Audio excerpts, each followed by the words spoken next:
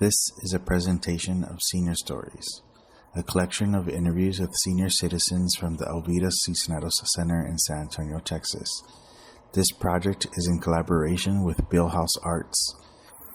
To learn more about the services and programs that Haus Arts offers in San Antonio, go to BIHLHAUSARTS.org.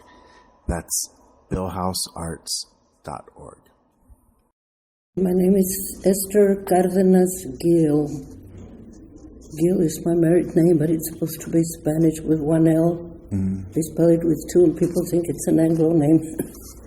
I was born in Del Rio, Texas on March 21st, 1943. I'm 81. Next month I'll be 82.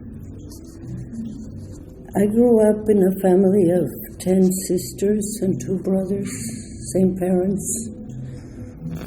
My mother was from Rosita, Coahuila, but she lived in Del Rio when my dad met her. My dad was born in Del Rio, Texas, and all of us were born there.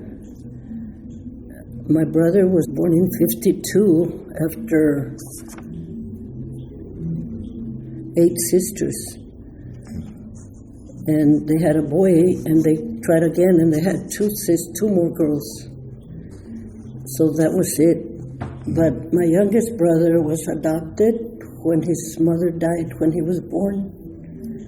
And the mother's family had relatives in Crystal City somewhere, and they had 4 or 5 other children. They took the bigger ones, and nobody would take the baby, so my mother, the lady was in the hospital in Del Rio. She had ridden the bus from Eagle Pass. He was born in Eagle Pass. And when she got to Del Rio, she was real sick, and they put her in the hospital, and they asked my mother to take care of the baby. And how was your mother, what was the relationship between your mother and your adopted brother's mother? Like, how did they know each other? They knew some of their family from Crystal City, but not like that they had seen each other all the time.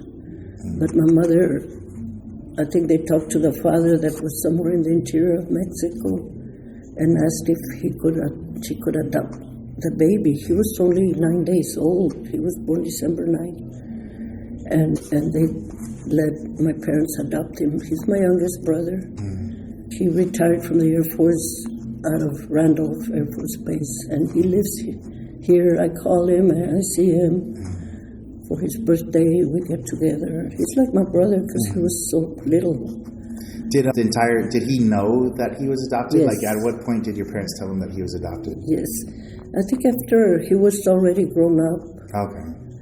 And I don't know why, but his oldest brother came to my house one time to see him. And I don't know, my mother wouldn't let him. And he never wanted to do nothing with his mother's family. I don't know if because he felt that nobody had taken him. I don't know. Yeah, so he didn't really have a relationship with his mother's family. No. And I thought that was sad because the oldest brother tried. So I grew up in a big family. My dad had 5 brothers. There were 5 brothers and 2 sisters. They all were born there. They stayed there. They died there. And our neighborhood was small. Del Rio is a small town. And there's a neighborhood, they call it San Felipe. From what I've heard, I don't know if that was the name of the town previously, and they renamed it Del Rio, but I don't know if there's truth in that. Yeah. But San Felipe is the neighborhood. All my uncles and my grandparents lived on San Felipe Street, and the high school was San Felipe High School. And they used to have our high school, we were Hispanic only, and they had an Anglo school called Del Rio High School. There was a lot of discrimination. I graduated in 1960. So you grew up in an era of segregation. Yes. And was there any conflict between the Hispanics in the area and the Anglos in the area because they were segregated? Or did everybody mostly get along? I never even went to that school. I didn't know any. I had 2 cousins that lived in that other side of town, and they went to Del Rio High School, but San Felipe area, we all went And back then, there was nothing about this isn't right, because later we found out there's a Laughlin Air Force Base where they train pilots in Del Rio. It's never closed because Del Rio is flat, no trees, and they train pilots sometimes from other countries. So they've never closed it down, but it was in our district. And the tax money from that, the Anglos from the other school were getting everything. So we had a poor school. We didn't have a cafeteria. Our buses kept breaking down. The equipment for the football players was not good. They had the best at the other school. But back then it was like accepted, like we didn't know any better. Until the 60s. That's when they started they had, my youngest sister was a member of... The Brown Berets? They called them Brown Berets. And what was that? There were Hispanics fighting for changing to one school. She ended up, we were migrant workers. Every summer we'd go up north to work in the fields, picking cucumbers in Wisconsin, tomatoes in Illinois. But my dad went only to 6th grade. He was the oldest of his family, so he only went to 6th grade to help support the family. And my grandparents had a little barn with chickens, and they had cows. We could get milk and eggs. And they always lived there. They never moved. Nobody ever moved from Del Rio. And my sister ended up getting her college paid from St. Edward's. She got a law degree. She moved to Oakland, California. She would go across the Golden Gate Bridge every day to work for NASA in San Francisco. She headed the EEO. She was the one that was the Brown Beret. And she's gay. So the Brown Beret sister who fought for desegregation in Del Rio, got her law degree, went to California, and ended up working for NASA in San Francisco.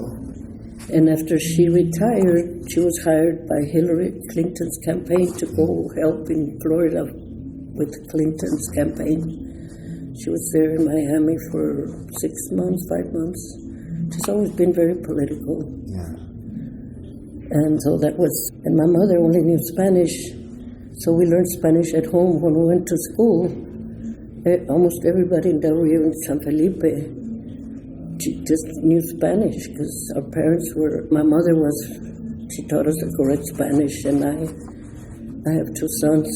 I did the same. I taught him Spanish. My oldest son went to UTSA, got a degree in criminal justice. He worked for SAPD and retired last year. When you say Spanish, do you mean like Castellano Spanish, like Spanish from Spain?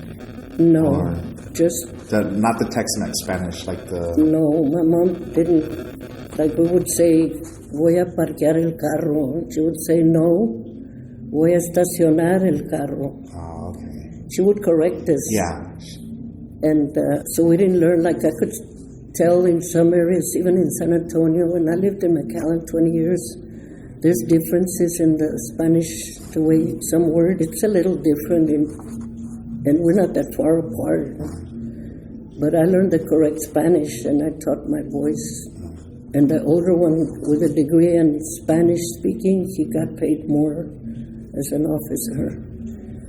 And he was an FTO, field training officer. He would train the probies that came out of the academy here. Yeah, I have a nephew that went to Spain to study Spanish. His mom passed away in Del Rio from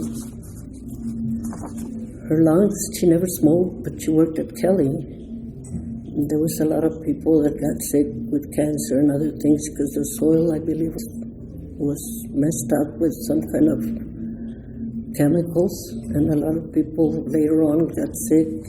And we don't know, she got sick in her older age. She was already retired. She lived in Del Rio. And her son, Christopher, went to Spain, and he got I don't know what his degree was, but she had 3 sons.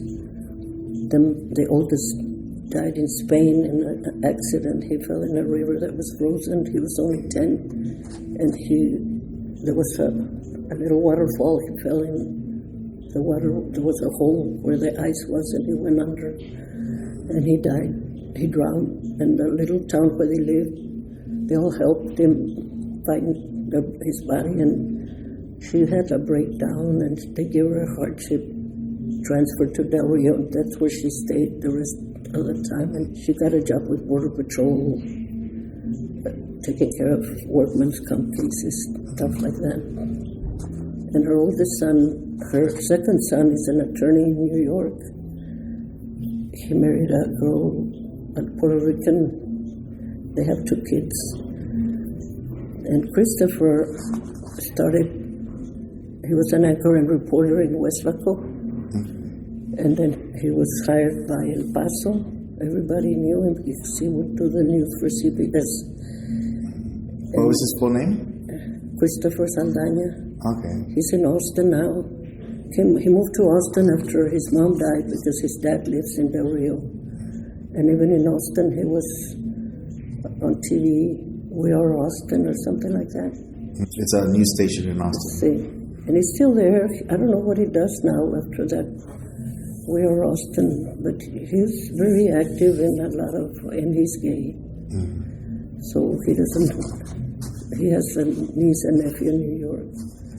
He comes down to see his dad regularly. And out of all your brothers and sisters, where were you? Were you one of the oldest, the middle? I was number 5. You're number 5. I was very shy. Not anymore. When I got married, my dad was very strict with us because we couldn't say we went on a date. If you meet somebody who wouldn't be out at night, with no smoking or drinking, my parents or any of us except my brother. So we were very protected, like we couldn't be allowed to go out on a date. My father was strict, and he would leave to go work. Sometimes he was a sheep shearer. He would go to Nevada, and then he would go to West Texas.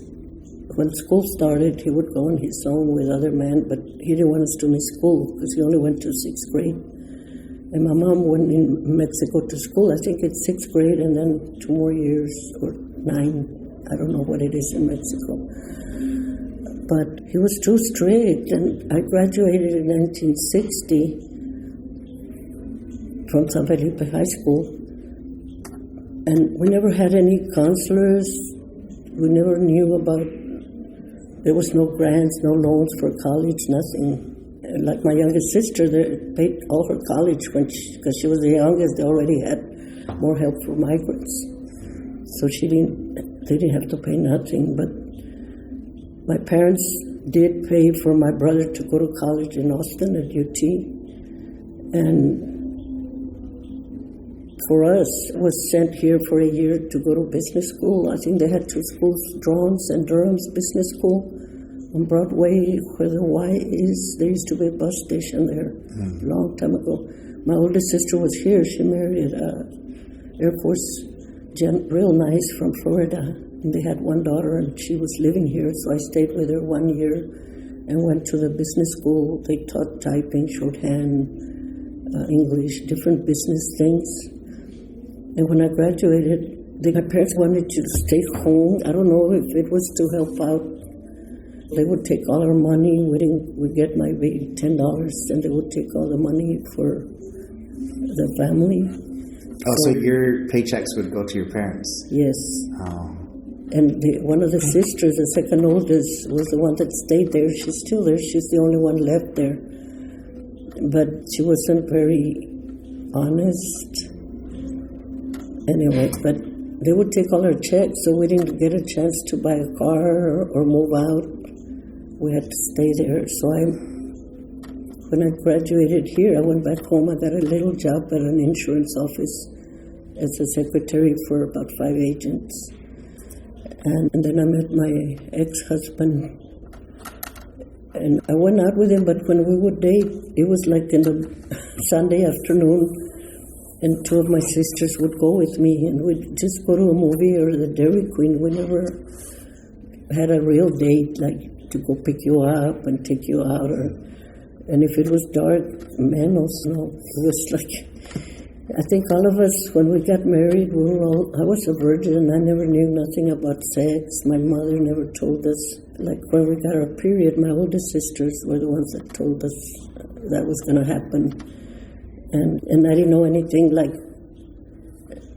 back then in school, they didn't teach you about birth control or none of the sex part. And then when I got married, I met my husband at a dance in Bracketville where it was a wedding. I knew the groom. We knew the groom, and all of us went to we would all be together like little chicks.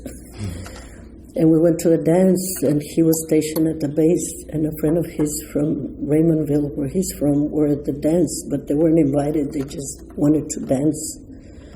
So I met him there, and I started he would call me, and we would go like on a Sunday afternoon or Saturday. We walked everywhere because we didn't have a car. And my sisters, one or two of my sisters were always with me when I would see him. And then, so after a year, he asked if I would marry him, and I said yes. I was only 19 or 20. And we didn't have we'd go to the movies. They had Spanish and English theaters in Del Rio. It was, the main street was like 3 blocks long. And so I got married in January 6th of 63, and I got pregnant right away. And my son, the policeman, was born October 10 of 63, the month before they killed President Kennedy in Dallas. He was a month old. And I remember I got pregnant right away after him. And when I heard about President Kennedy, I was driving. We had a car with shift. By then, I had a car because of my husband. And I was driving to my sister's house. She's next to me. That she was pregnant also with her son. So I was driving over there, and when I heard the radio that he was killed, I just stopped and I just cried and cried. And I had my son in the back floor, because we didn't have seat belts then, no car seats, nothing. So I put a lot of blankets, and the speed limit was maybe 15 or 20. And it's a small town, everybody knew everybody back then. So after I got pregnant with the other one, I didn't go back to work. And we had a small mobile home where we lived behind my parents' house. But my sister would still take all my money, even after I was married. I guess because I was living there, but it was... Anyway. And at what point did you break away from that? At what point did you become truly independent? When my ex they transferred him to Paris, France.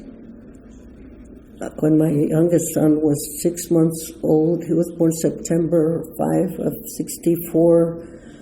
So in April of the next year of 65, we went to Paris, France for 3 years. And that's when I just was really on my own. Did you learn French while you were there? A little bit, but I used to work at the education center on base. I would teach airmen. I was their age, the airmen. You were like, I taught them typing. 20, 21 at the age? I would teach them typing. I would teach them for their GED and English. And then at the education center, I would also register officers that were in Europe, in my area, for college courses. They were already officers, but they would take more courses to get up doctors or whatever. And they would take courses from USC and the University of Maryland. And I was in charge of registering them and getting all the books and all that. And then after 2 years, they closed, the old President de Gaulle closed the American bases down. And he had a year to go, so they sent us to Frankfurt, Germany, at Rhine-Main Air Force Base. And there, my boss in France was a doctor, education. And he called me Dr. Ross in Frankfurt and told him about me, and they picked me up right away to work there with him. So they knew each other. So they were very nice. There was no discrimination in Europe like over here. You felt the Europeans were more accepting of you Yes. as a Latina and just in general. And even one year, mijo, like, we used to go to Illinois to pick tomatoes. And we stayed there for 1 year. And it was horrible. It was cold. But I saw the difference then, how they would treat us so well over there, the Anglos. They were nice to us. They helped my father find a house. They would give us clothing. They asked me if I wanted to be in the band. I said, okay, and they got me a saxophone. You felt the Anglos up north were nicer than the Anglos down here? Big time in Illinois. But my dad didn't want to stay there because it was so cold. So we just came back to Del Rio. But I could see the difference. Even now I remember how nice everybody was over there compared to the Anglos over here. Did you see that movie, The Longest Game, The Golfers? No. Was that the one with Kevin Costner? Or was it? No, I don't recall. It's about some golfers from Del Rio. They were seniors when I was a freshman. They had the movie all over the United States last year. It was all over the news. They showed them here at Santico's Theaters. And they had the premiere at La Cantera. The golfers came. 2 died, but their families also came to La Cantera for the premiere. And when I got there, they looked at me, some of the golfers, because they're my age, they're older than me now, because I was a freshman when they were seniors. And they saw me, and I recognize you. Who are you? I said, I'm one of the 10 Cardenas sisters. Everybody knew us because of my aunt, my dad's sister, went to Sol Ross. Back in the day, women, especially Hispanic, but she was an elementary school teacher in Del Rio for years. She was for 3 generations, so she was an elementary school teacher for your grandpa, your father, and you. So everybody in Del Rio knew us because of her. And they named the school after her. It's a Head Start, Irene C. Cardwell, because her husband was half white, Cardwell. And his job was repairing the windmills around ranches in Del Rio. Everybody in Del Rio knew us because of her. And when I went to kinder at age 5, I was never away from my mother. I cried and cried, and I wouldn't shut up. So my aunt put me in her first grade class, and she left me there. So I started first grade at 5. So when I graduated, I was 16 and 17 when I graduated. And I was real quiet. I always dreaded going up in front of the class to speak, things like that. I wasn't antisocial. I was just shy. That aunt died when she was 99, and she donated a windmill to the Whitehead Museum in Del Rio. There's a windmill that she donated to the museum. So everybody used to know us because of my dad's family. And my mom came from Rosita, Coahuila, but she lived in Del Rio when my dad met her. And they married there. And my grandparents, that aunt that was the teacher, they didn't like my mom because she was Baptist. And I think when they were first married, my mom would tell us how they didn't treat her very well. Because everybody else in Del Rio is what, Catholic? Catholic. All of us went to all the catechism, the first communion. I got married in the Catholic Church. And now only the 2 oldest are Catholic. All the rest of us are Christian. I go to different churches, but not the Catholic. Once in a while, if I know somebody that is getting married or something. And sometimes, like if I'm around at San Jose Mission, I go to a library there. Sometimes I just go pray at San Jose Mission. In my family, there was no talking back to our parents, a lot of respect. We were always helped with chores. Everybody knew what they had to do. My mom, we helped her out a lot, and everybody had something to do every day. And there was one sister, Christopher's mom, the one that's at CBS. She was sneaky because the first sisters used to go to Catholic school. But like when I started, they couldn't afford it, so I didn't go to Catholic school. And I was after Pat, the one that died from the lungs, Christopher's mom. And they used to get they had to wear a green skirt, a white shirt with a little tie and a little beanie cap, green. And my sister, before Pat, would get all her things ready and iron her shirt and everything. And one day she got up early and she didn't get her stuff ready, so she took the other's uniform and she sneaked out. And when she was like a block away, we walked to school. We never had buses or nothing. And it wasn't far. Like the San Felipe High School was about 4 blocks away, so we would walk. So my mom is yelling, Petra, vale más que vengas para atrás, dale a tu hermana su ropa. She had to come back because we did listen to our mom. But I would never do something like that. I was always straight with everything. Did you and your siblings get along mostly? Did you have a good relationship with your siblings? Yes, we didn't even know granadas were healthy. Pomegranates. Mm-hmm. Behind our house, my dad had planted all kinds of fruit trees, and it was a big yard. And we had 5 pomegranate trees. And my sister Elizabeth next to me, we would make a little kitchen, and we would put boards and boxes. We would open them up and make a little house, and we would have a little make-believe house with a bedroom and a kitchen.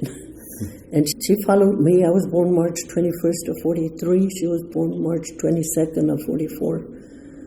So only one day we would have been born on the same day.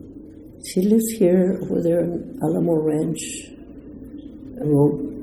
But she lived in Illinois for a while, and then they moved to Houston because her husband was from Del Rio. But they were machinists. She and Celia, the one that follows Liz, she lives in Crosby near Houston. But they both moved to Houston because at the time there was a lot of work for machinists. But neither one of them graduated from high school. And when they got to Houston, they couldn't find jobs. They couldn't even fill out an application. So they sold their homes in Illinois. They should have stayed over there. Because when they got here, they couldn't find jobs, and one of my sister's husband was from McAllen because they met in Los Trabajos up north. Mm-hmm. And she married him and had a son and 2 daughters. She lives in Crosby, but they didn't make it. They both divorced.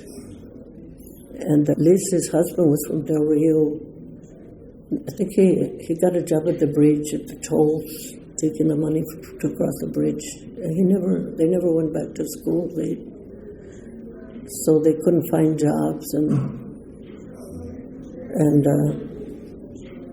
but when I went to Europe, I went to all those countries, and I made it a point we had a little Volkswagen Bug, yellow, and we'd take Friday and Monday off and go, like in Spain, I went to the running of the bulls, the Leaning Tower of Pisa. I went to Normandy Beach to see all the thousands of white crosses where the Americans landed. I'm into all that, like museums. Mm-hmm. In Paris, I went to Louvre to see the Mona Lisa, and I'd go to Mass at Notre Dame. And I try to see all the old buildings and churches that are still standing. And then when they sent us to Germany, I went to Switzerland, Vienna, Holland. In Holland, I saw the acres of tulips, and Switzerland was beautiful. And I also went to the Black Forest, where they had, on top of one of the mountains, they had a big cement bunker kind of thing. And that's where Hitler committed suicide. I went to see that, and I went to Auschwitz and all those. So I tried to see as much as I could. And then my husband decided to get out of the service and go to college. He didn't tell me. He would just do it. And like I said, I was quiet back then. I'm not anymore, but back then he decided to do that. So we went to the valley. He was going to go to Pan Am with a GI Bill, and I would work. But when we were in Spain, in France, the boys would stay at a daycare on base, and they were all French ladies. And the young one when we left, was 6 months old. The other one was, a year and a half or so. So they started to talk French to me when they would come home. They were learning to speak. And I said, oh my, now I say, I wish I had a recorder or something to record because it was baby talk, but in French. It sounded so cute. And I didn't know French. I knew a few words, but not enough to. But they forgot it. They were little. Yeah. Yeah, you need to. That's the thing that people don't understand is even if you're fluent in a language or you grow up fluent in a language, if you don't speak it, you do lose it. Yeah. So you traveled around Europe, or you lived in Europe. So you lived in France, you lived in Germany, and then you visited Holland, Switzerland, Spain. Vienna, Spain, Italy. And then you came back when your husband decided to leave the service. Right. And he's the one that decided to come back to Texas? Yes, he didn't even tell me. I wanted him to stay because we had good insurance for the boys, and he had been in like 8 years already. It wouldn't have been that much, and he could have gone to college later too. But he didn't. He wouldn't talk to me. It was like he was single, and I didn't know any better. I just, what the man says, you type. And then we came to Edinburgh, and he went to college there. When I was in Edinburgh, I worked there was a Rio Grande Independent School District where they had a school for children that were disabled. They would plant crops and teach them how to work. But then I got a job. I got picked up. I applied to work for the government and Social Security. No, the draft board. In the late 60s, the Vietnam War was still going on. The draft board picked me up. I had already moved to McAllen. I think the boys were in 6th and 7th grade when we moved to McAllen. And so I got a job with the draft board where you register. I was real young. The Vietnam War was still going on. It was in the late 60s. And then the war ended, so I was riffed. They had a reduction in force.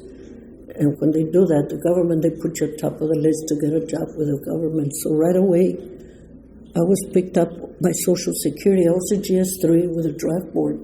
Social Security gave me a 4. As a clerk, I would do, back then we didn't have computers or anything. We'd do the Social Security cards there at the office. We had them there. And so for my sons, I got a Social Security number that they could remember because I could do it. We could do it back then. And so they have a Social Security number that more or less something about their date of birth and stuff like that. And so I stayed there as a GS4. And for people who don't know what GS4 means, that's the pay scale. Civil service grades. And yeah. The lowest is 3, 4. Secretaries usually can only go up to 7 or 9, and that's it. And that's how much you get paid. See. Yeah. And then not only every year they have steps where they give you more money every year, and they're called step 1 up to 10. So I started to, depending on your work, they would pay you. I always got awards, and I got my step increase every year. También, I never had problems with that. So then, when I was at Social Security, they started the drug and DEA started the agency, and there were only 2 agents. Uno era de Laredo, Mexicano, Armando Ramirez, and Benny Pierce. He knew perfect Spanish. He had been a border patrolman in Del Rio. He knew Spanish, and he was so nice. Both of them were very nice, and I didn't know him, but the draft board where I worked was across the street from a JCPenney in McAllen. on Main Street. They were upstairs of JCPenney, and when they started working there, they asked the girls at the drug board if they knew anybody that spoke Spanish and knew shorthand. That's where I'm glad I learned shorthand here when I came. And they told them about me, and they interviewed me, and they hired me immediately as a GS4. And the pay was equivalent to what I was getting at Social Security. So they said, give me a 5 and I'll go over there. And they couldn't find anybody in McAllen that knew shorthand and Spanish. So they hired me, and I had a good time because they were such nice gentlemen. Armando was from Laredo, and they used to work inside Mexico, 25 miles. So I used to translate a lot of newspaper articles, and I would send them to Dallas. And there was a lot of action in the valley because it's right on the border. That was when they started the DEA, so they had to do something because there was some more drugs coming across. And sometimes some of the ladies in Dallas would tell me, everybody here looks forward to the reports from you all because nobody else had so much action going on. I still have an article, a big front page article for a ranch in Laredo. They went and the whole family was involved, and I don't know how many pounds of marijuana. It was marijuana then, not what they have now with the fentanyl and all that. And so they used to go and work with the federal police into Mexico. I remember Armando one time, they were shot and he was almost killed. And venía todo tierroso, and he was tall. Dije, Armando, agáchate, para que no te miren, you need to take care of yourself. Dice, pues me agacho, pero I'm 7 foot tall, y como quiera me ven. And then one time they burned a lot of marijuana, y venían todos apestosos de marijuana. You know how the wind, the smoke. We were always joking. They both passed away, unfortunately. But they were very respectful with me. I knew their wives. And then when I was there as a 5, I went up the steps, and then Social Security calls me back because I had to work there. I was always a hard worker. My dad would always tell us to be dependable, never be late. I would never call out. I was never late for my jobs. So they called me back, Esther, you're a 5, you want to come back as a GS7? As secretary to the manager, because the secretary was going to go up north with her husband and move. So right away I said yes, because they were going to merge with Customs, the DEA anyway. So it was like everything fell in place for me to get higher paying positions. So I went to Social Security as a 7, and I was a manager, and then I applied to be a claims rep. You can get up to a GS10. 11 and 12 is already supervisory positions. I didn't want to be a supervisor. You get it from the top and the bottom. So I went to New Orleans for 3 months for training. I used to be very athletic. I used to jog from my hotel to Bourbon Street. Early in the morning, there was nobody. So I was always, like I said, I was real athletic. I used to run 10-mile marathons in McAllen. I used to go to the gym every day. I used to be a lifeguard.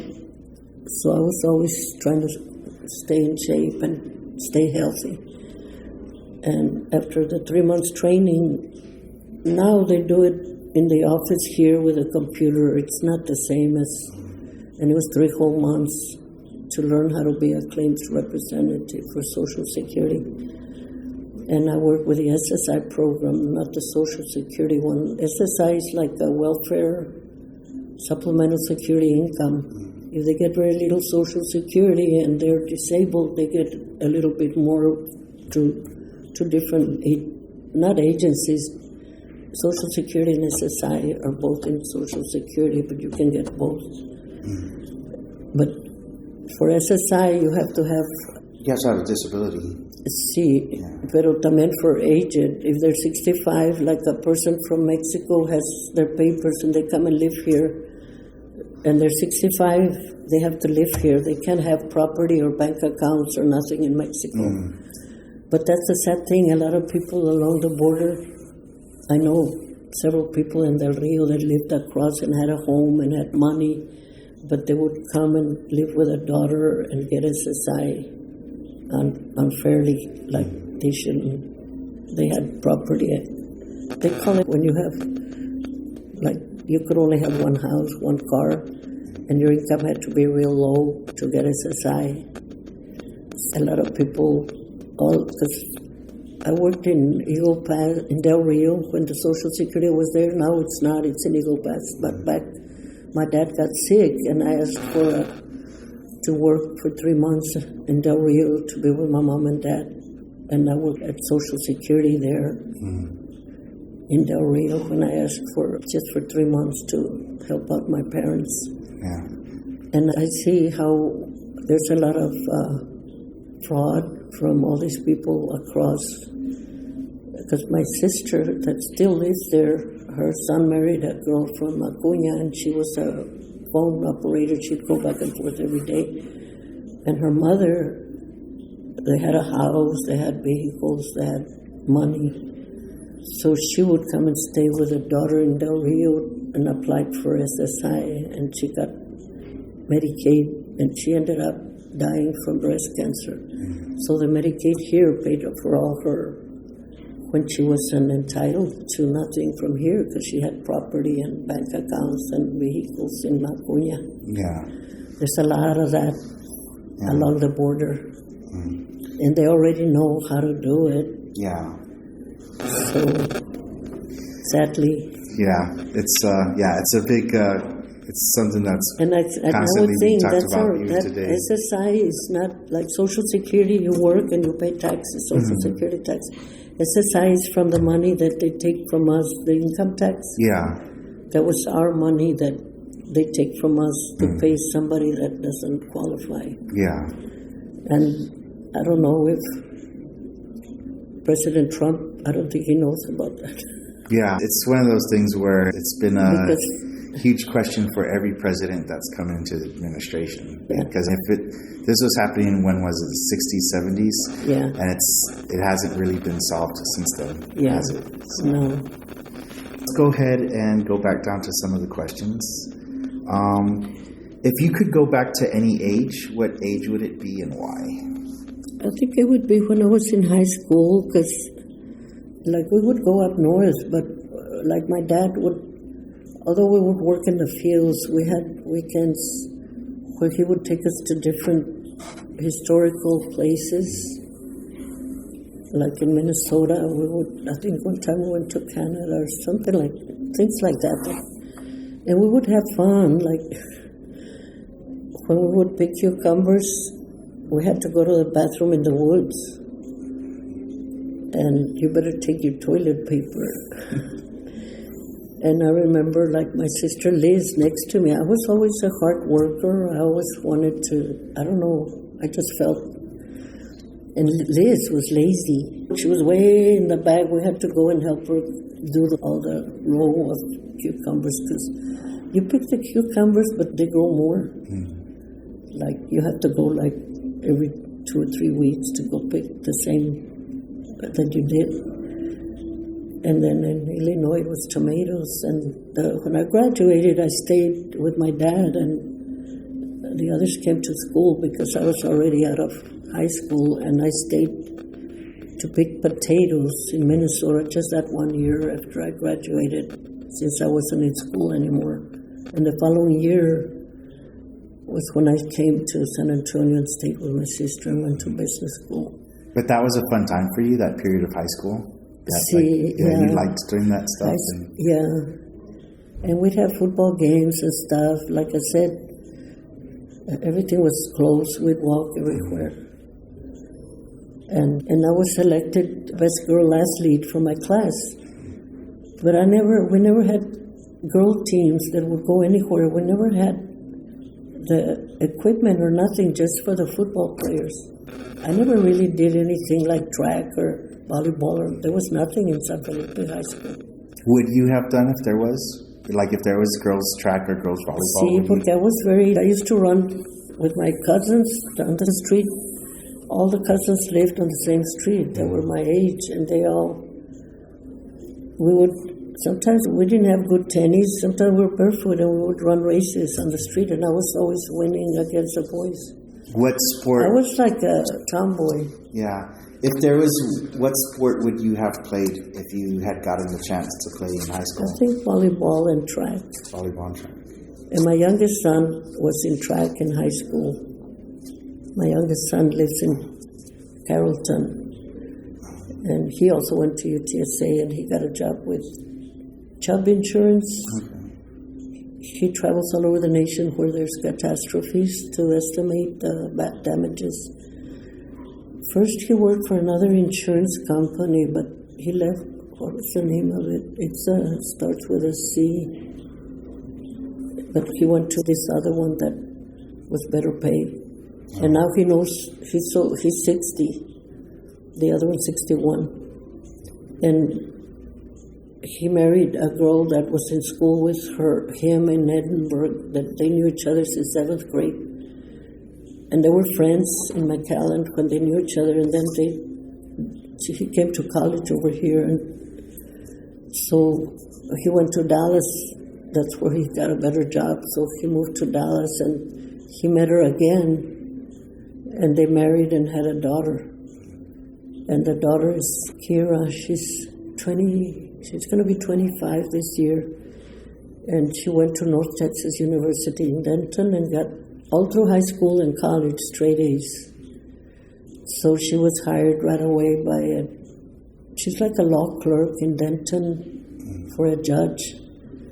And I went Christmas over there, and I went to where she works, and she's very happy. Everybody likes her. She's real smart. And the other daughter, the policeman's daughter, just got back from Japan. She loves Japan, to go 1 year of college over there. And she just got back after Valentine's Day. And she's 21, 22. And también straight A's all through high school and college. And I tell them, you got it from your mother, not from your dad's. No. I was always smart in school. I loved high school and learning. I don't watch TV that much. I read a lot of books. I love to go to things that are, I don't know, like educational. And like museums, you like going to the museums? And then when I was in McAllen at Social Security, I used to do announcements on TV about how to appeal when you're not allowed, or what steps you can take. So if they deny you, I would come out on TV, announce it. I started to come out of my shell more. This was when you worked for Social Security, if people wanted to appeal decisions? Yes. Okay. I would go and get on TV and explain to them what they could do. Because some people, once they get denied, they give up. And I used to tell them, don't give up, because they only allow so many people. And it's not, people think Social Security makes the decisions. We only did the paperwork. And back then it was all paper. We would see the person, we would see the claimant in person. And some of the applications asked what you were looking at, like if they were mental, what did they do that was... And now they don't see them. Everything is on the computer, and it's not really... Like, they need to, in my opinion, they need to see the person, and it's so cold and different now. Yeah.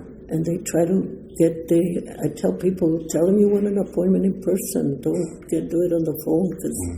I had a nephew that his wife was from Monterey. She was a provider in Del Rio. She called me the other day. She says that when she turned 60 and her husband died from a heart attack, and she tried to apply for widow's benefits, but she needed 4 months to be married 10 years. But she told them, but I lived with him 4 years before common law. And the person at Social Security told me, no, that doesn't count.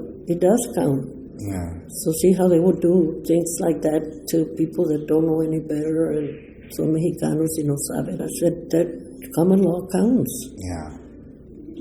So I would see a lot of that. And was there an incident in your life that changed you? Was there something that happened to you throughout your life that just totally changed your perspective, or changed how you acted, or changed how you saw things? I think when I went to Europe and I thought I was working, and that sister that stayed there was the one that would tell me, you still have to give us the money. And I was already married in Europe. And I decided I wasn't going to do that anymore. That wasn't right. I didn't feel. And I don't know if she was taking the money. She stayed there. She's still there. And we found out we trusted her because she never left there. And she would, do a lot for my mom. And we had even said the house that we lived in, that was our parents, that we could let her have it and we'd all go and have reunions. But then later we found out, because of my adopted brother was the one that started to get suspicious. We didn't know that she started to fix the house and plant trees, and my mom. And he checked the property taxes, and it was in her name. And the youngest one in California, they put it in their names. And my mom already had dementia, and we didn't know until 5 years later. And nobody talks to that sister in Del Rio or the other one. Some of them do, like my brother. And then my brother ended up not going to college. He was just on drugs and living it up in Austin. He didn't go to college, and my parents were paying for him to go to college. Yeah. But when you were in Europe, that incident changed your perspective of standing up for yourself and saying no and being able to actually say, no, I'm not going to do this anymore. I'm not going to do this anymore. And because I thought of my kids, well, that's not right. Because they didn't do that to all of us, especially like the ones that stayed in Illinois with their husbands. Since I was living there, they would. And then I got an offer to work at the base in Del Rio. And my sister would talk my mother into things, and we told her, no, you have to stay at the insurance office, because you don't have a car, how are you going to get to the base? And just to keep me there. And I could have had more federal service credit if I had met a guy, a soldier that wasn't from there. I could have married. I did marry my husband, but two of my cousins married guys that were military from other states, and they had a good life, because the guys that lived there were not very educated Mexicanos. They were like us, poor, we didn't go to college or anything. So when I got back to McAllen, right away, like I said, I worked for the draft board, Social Security, Drug Enforcement, back to Social Security, and I stayed there because they paid for my college. I got a college degree. And when my kids came over here to, I'd send them with my dad to work in the fields in the summers. And the oldest one, the police officer, Mom, they wake us up at 5 in the morning and we work all day, and it's hard work because we have to, the cucumbers, we're bending down and putting them in a bucket and then dumping them in a sack, and then the sack on a truck, and we get home and it's dark and I don't even shower and I'm too tired, and they don't pay us to go to college. They went 2 years and they hated it, but I said, go to college and you're going to get paid better. Yeah. They were the first in my family that got college degrees. I was the fifth one. Later on, like Liz, her son went to college after he got out of the Army, and he worked for Homeland Security and retired. He lives here, but we all, Liz and Celia, the ones that came from Illinois to Houston, they divorced, and they had never worked. Yeah. So they started late working for the federal government. They paid. Liz was a secretary for a rheumatologist in Houston, and Celia worked for the VA soldiers. If they were losing their homes, she would help them out. But their grades was 7 or 9, that was it. Yeah. So they started late. I started very early. What do you wish you would have known when you were younger, teen or in your early 20s?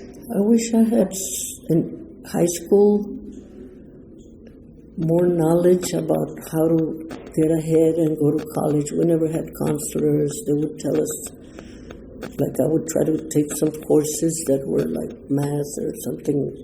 No, take homemaking. Anyway, you're going to be a mother and a daughter, and you're not going to go to college. They wouldn't tell us. You had a lot of people pushing the women towards very traditional roles. Yeah. And unlike now where you have career fairs in the schools and stuff. Yeah. Do you sometimes wish that because women, for the most part, are more supported in that you go into the high schools and you do have counselors telling women go to college or go to this or go to that. We didn't have that you grew up in this era. Are you sometimes jealous of? Yeah, but now I tell kids. The other day I saw two girls, real pretty young. I thought they were 15 and they're 18. They're going to school at Palo Alto and then they're going to say that. And I tell them, I said, don't get married young, don't have children. Back in the day, in high school, only one girl got pregnant in high school, and it was such a nobody. We didn't know that much about. There was no birth control or nothing back then, but nobody had children. Like the young girls now, they get pregnant and they're only 14, 15. I can't believe that they do that when they have so many opportunities now to get ahead and become something. No, it makes me sad. Yeah. And I think about all that and about that they didn't help us in school to be, nothing about college, nothing about how to get ahead or even about, is there anything that can help us? There was nothing to help us pay for college, or parents afforded it for my brother, who did nothing, and for the women, we didn't get any help at all. They just wanted us to work and give them all the money. and I don't, now I think of it that way, but why have you work for the family, not for yourself at all? I wish, and then one of my sisters became a background investigator for the Department of Defense. She was the 8th one, Aurora. And she was married and had 2 kids, and she lived in Austin, and she went to college there on her own after she was married. Both she and her husband. He worked for IRS. He became investigated the income taxes all over Texas. So he would travel a lot. They divorced and she's the one that put him through college. She was the one that would do a lot of his papers because he was not all that smart, I'm sorry to say. And my sister was pushing, and they divorced. He lives here in Bandera. And they had, her daughter went to Texas Tech, Christina, and she got a degree in occupational therapy. And her son was spoiled rotten. He never went to college. He's got a school for karate. But the father is the one that pays everything. Again, he spoiled the boy and not the girl. And she was the oldest. Christina lives in Frisco, near where my son lives. And she has 3 boys. And she got a degree in occupational therapy. And the son, they spoiled him. My sister, they knew better. Yeah. And the boy one time he lived in Arizona because he was into gangs here. And then he's got children with 5 different women. He would keep getting women pregnant. He's got, I don't know how many grandkids or kids, his own. I think he's got 5 different kids from different women. He never married any of them. So he wasn't responsible at all. And all the child support, I'm sure my sister helps him pay for that. Yeah. Unfortunately, the children are not with him. He's alone now. One time he had a girlfriend live with him, and they were going to get married, and she had two girls. And when they lived with him, his oldest daughter got mad because the children used her shampoo, and they broke up, and she never married him, but she got pregnant. Yeah. When they broke up, she was pregnant. So he's got another son from that one, too. Yeah. He wasn't, I don't know. He was too spoiled by my sister. Yeah. If there's any advice that you can give younger people today, what advice would that be? And those 2 girls yesterday, I told them, I think they're at Palo Alto. I said, I got married very young. I had 2 children. Later on, I did go to college. I said, but it's very difficult. enjoy your lives, go to college, wait until you're already settled and you have a good job, and then get married because you don't know what you're going to get. I said, you never know in life, your husband might die and you have kids, and once you're educated, just enjoy your life. But children, just don't have children until you're ready. Yeah. But you're glad you had your children. Yes, yes. And when I retired, when I came here, and that's Robert Rodriguez used to be a manager here, and he worked with me in McAllen. He was from Mercedes, and he called me, Esther, I have 3 vacancies at Social Security, and he knew I was already experienced, and he knew my work. Did you want to transfer? I said, yes, sir. And they paid for me to move here. Oh, nice. And they paid for my college in McAllen. I went to Pan Am, but now it's UTSA Pan Am. So I got my degree in business. And so when I was at Social Security here, there was discrimination también. Like when I worked to take claims from people that walked in without an appointment. They had hired 2 Anglo girls and a black gentleman that didn't speak Spanish. So they would always have me interviewing on the walk-ins when those girls were with me because I knew Spanish. Sometimes I would take 10 claims in one day, and the Anglo girls were playing solitaire on the computer. So one time I sent a message, at the time it was an email, that if they could please put other people with the ones that didn't know Spanish so we could get equal, not me all the time. Yeah. And there was not a manager, she was an Anglo, she was real Hispanic type. I never forgot her name, Barbara Guidry.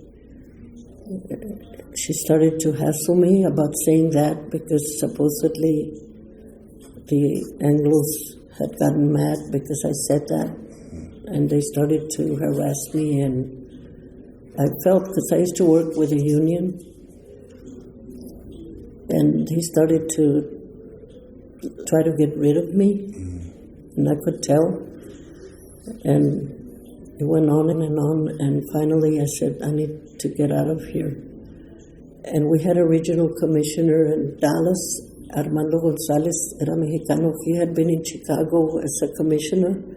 And a friend of mine in McAllen used to be in Chicago. When she came to McAllen, she didn't like it. She went back, and she told me to talk to Armando Gonzalez. He was the assistant commissioner in Dallas. So because of that friend over there, I talked to him about what they were doing, and he started to help me out. And finally, I just told him, I said, it's time for me to get out. I don't want to put up with all this pressure. I already had time. And then they also got mad at me because there was a girl that was very good at her job, and they didn't like her because she knew more than all of them. The supervisors would go to her for help. All of us would go to her for help. Pat Rios, she had 2 daughters. Her husband had cancer and died, and she was by herself with her daughters.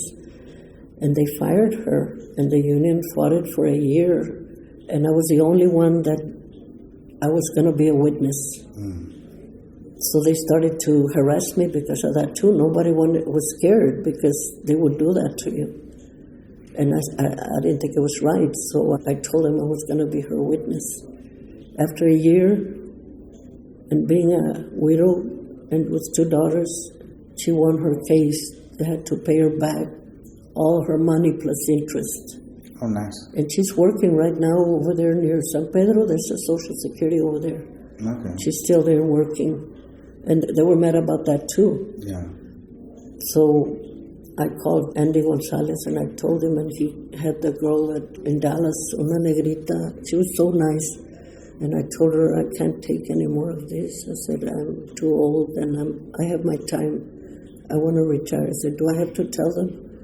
And she says, no, I'll work with you. Don't tell anybody. And that's when you retired? See, and then I had because I had been here since 90 till the year before they moved to Pecan Valley. I didn't work at the new office. I retired the year before. And I started to throw, you accumulate so much junk, when you have been there for 15, 20 years. Yeah. So I started to throw my transmittals, everything. I started my work. I got all my cases done to the point where they were ready to get paid if they were allowed in Austin. The Social Security doesn't make the decisions for disability. The state agency in Austin does.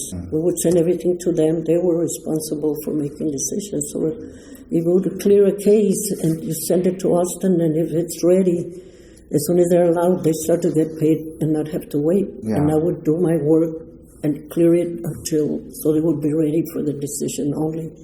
And some people would sit on them for months. Yeah. Now it's bad. Social Security doesn't have good people like that girl that was told that common law doesn't count. Yeah. So it's bad right now with the Social Security employees. They don't train them as well as we were. Yeah. So then I started to throw everything away slowly, and I was way on the edge of the office against the windows. And there were like 4 of us, and I was right where the entrance from the parking lot. So nobody saw what I was doing. And it was 4th of July weekend. So nobody was there. And I just cleaned everything out. I cleared all my cases. I took all my pictures and stuff. And I went home. And then on Monday, the manager was Lauren Jimenez. Her husband is Tony Jimenez. He runs for office. He never wins. And she wasn't a good manager at all. She was real flighty. And so I never would call out sick. I was never late. My work was excellent. So on Tuesday, the Monday after the holiday, we were off Monday. I called and she answered. She said, Esther, are you okay? Are you sick? Because I would never call out. And I said, no, I'm not sick. I'm just calling to let you know that I'm retired as of today, July 8th, whatever year it was, I said. And I'm retired now. Thank you. Have a good day. And I hung up. Nice. And then they had a retirement party for me at the Beef and Bourbon. And I told them all I didn't want them there. And Mr. Gonzalez, Andy, he's retired. He lives up there on the north side somewhere. He was the master of ceremonies. I had music. And then I had him play that song, Take This Job, and the Western song. Which one? Oh, I don't know. Take This Job and Shove It or something. It was like that. And I never was the type to do that, but I was up to here with what they had done to Pat, what they put her through. And then they had Margaret was my friend. She lived across the street on Lindaloo. And we always made fun of her because the Social Security office was across near Braunfels, and she lived right there. She would drive across the street. Pobrecita, right now she has dementia, and I'm going to pick her up. Me and Amy, another friend, we're going to pick her up Tuesday, and we're going to go have lunch for Amy's birthday because she can't drive anymore. She lives in some apartments for elderly. Ya no se acuerda. Yeah. Pobrecita. And she was working there. And they told her to clear my cases, to check and see what messes I had left. And she queried every case that I had. And she went and told the supervisor, she says, Esther cleared all her cases. Everything's done. There's nothing to be done. Just wait for the agency in Austin to do the decision. Yeah, nice. So I felt like bad because you have a good employee that cares, and then what they do, era Mexicana, Lauren Jimenez, and she finally ended up, the other woman that was the beginning, La Gringa, she got fired, she got let go. They paid for what they did, and Lauren también, they sent her to another office, and she wasn't a manager over here anymore. So eventually I remember what my mom used to say, déjale todo al Señor. The Lord will take care of it, and I've seen it happen. And like my sister that did that to us, that took everything from us. I mean, my dad had a lot of properties and money, and nobody talks to her. The one in Oakland también.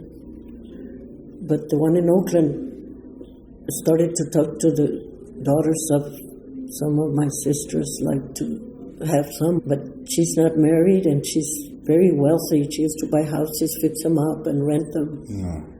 And then I don't know my mom's and dad's money, what they did with it. But the houses, my sister and Elvira started to rent it. And they damaged it, and they were going to fix it up and sell it. And she was going to give the money to her two grandsons. So we never got to have reunions or nothing like we had planned. Yeah. Sadly, we never thought that would happen to us. I've heard it happen in a lot of families, but I never thought that sister would do that. Yeah. We didn't find out until 5 years later when my brother got suspicious, and we even went to court twice, I think, or 3 times, and it was a mess. It was sad because my mother wasn't around anymore. She died at 101. No cancer, no diabetes, nothing. Just old age. And she would tell us about being honest and all that, and that sister was doing, those 2 sisters did that to us. It's sad because we used to always get together to make tamales at Christmas, and we all went home for Christmas, and then until we found out this damaged the whole family. Esther, did you have a nickname when you were growing up? I was the 5th of 10 sisters, and my nickname was Chito. And where did that come from? I don't know. They never told me. I think it's because I was a tomboy. Oh, so it was like a masculine nickname? Yeah, because I have a first cousin, Eliseo Ortiz. His nickname is Chito also on my mom's side. Was that a nickname that's just given to boys in general? Like Chito or Cheta or something like that? So like girls. Sometimes your nickname, like I have, my oldest sister is Maria Consuelo. She's Mary. My second sister is Virtudes, and her nickname is Prieta because she was darker than the first. The first one looked like a gringa, and the second one was a little darker, and we've always called her Prieta. And then the third one is Petra, was my dad's mother's name, my grandma. And so they named her after my dad's mother. So it's the opposite of Huera or Huero. Yeah. Yeah. So we called her Pat. She's the one I'm next to her, and Esther. Elizabeth Chata, because she was real chubby. Chata. Celia is Chela. She's named after my mom's mother. And then Aurora is named after, I had a sister on my mom's side and on my dad's side, Aurora's, 2 of them. So they named Aurora after Celia. We called her Bora. And then my brother Ernesto Jr., my dad was Ernesto, so they named, and we called my brother Neto. And then the 9th sister is Solina. I don't know, I never heard that name before. We call her Choli. She passed away from Lou Gehrig's at 57. And then the last one is Adriana. We call her Nani. But we all had Mere Preta Payo Chito Chata Chela Bora Neto Choli Nani Hector. And how long did you go by Chita for? I'm still called Chito. Oh, so my sisters that know me. Okay. And like when they send me a birthday card or they call me, ¿Cómo estás, Chito? They still call me Chito, my family. What is the moment in your life that you're most proud of? I guess getting my college degree. I was already married, had 2 sons. I was working. I would go at night. And I had the opportunity because Social Security paid for it. So I think that, and my 2 sons also going to college. They were the first, the 5th daughter, they were the first in my family that got college degrees. What was the overall feeling in your family about going to college? Because I know you previously said that in high school you didn't have counselors helping you with scholarships or helping you with grants or even telling you that college was a possibility. And you also mentioned that some of your other siblings are very educated and went on to become lawyers and move and all this other stuff. So overall, growing up, what was the feeling about college? And once you and your brothers and sisters started to go into college, what was the feeling about that? I think when they started to see the beginning, like Aurora, the eighth sister, she was already married and had also 2 kids, and both her and her husband were going to college in Austin. I guess they started to see how the jobs compared to like when we were migrant workers, or my dad was always a migrant worker, and then we'd get back and he'd go to West Texas for cotton, just men because the kids were in school. He'd come back, he'd go sheep shearing in Nevada, and then he'd come home for Christmas, and he just had jobs like different states doing mostly work that didn't pay too much. He only went to 6th grade. He was the oldest in his family, and they depended a lot on him, his parents also. But because I know in some families, the idea of going to college is supported because it's like you said, you go to college, you get a degree, you get better jobs, you get better pay. But I've also heard the opposite, where you have the families that are like, what's wrong with what I do? Maybe some of it is jealousy, maybe some of it is ego, where it's like, why don't you just work? Why don't you just work in the fields? Why don't you just work on the farm? Was there any pushback from your father on that, or was he fully supportive, or your parents, was he fully supportive? He was, because like when I first married, I lived in the same property as my parents. When my son was born, my dad would come and take the baby, and he was real attached to my oldest son. And when he became a police officer in college, my dad was so proud. My son always went and talked to him about what he did on his job. And I got him an 8x10 picture of my son in his uniform, and he always had it in front of his bed and, right beside where he slept. He was very proud, and like my sister, the one I come after, her 2 sons also went to college. But I don't know, I was older, so mine had started, I guess they were the first. So everybody like Liz, after me, she has 1 son and 2 daughters. And the son was already married with kids, and he was in the army, and he went to college afterwards also. So I think it's just me, Aurora, and the youngest, Adriana, the one in Oakland, that got college degrees. But all the grandkids started to go to college after, some of the cousins started to realize how much better it would be if they. So now their kids, almost all of them, are going to college. Esther, thank you for telling me your story. Thank you for listening to Senior Stories, in collaboration with Haus Arts and the Elvira Cisneros Center in San Antonio, Texas.